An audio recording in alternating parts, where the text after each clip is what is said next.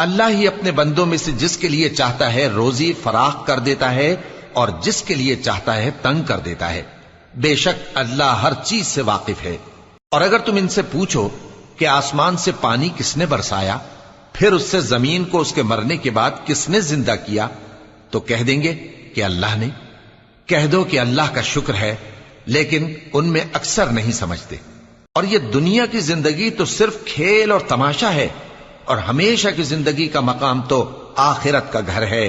काश ये लोग समझते। फिर जब ये कश्ती में सवार होते हैं तो अल्लाह को पुकारते, खालिस करते हुए उसी के लिए इताअत को। लेकिन जब वो इनको नजात देकर खुशकी पर पहुंचा देता है तो झट शिर्क करने लग जाते हैं, ताकि जो हमने इनको बख्शा है उसकी नाशुक्री करें और फायदा उठाएं। सो खैर अनकरीब इनको मालूम हो जाएगा।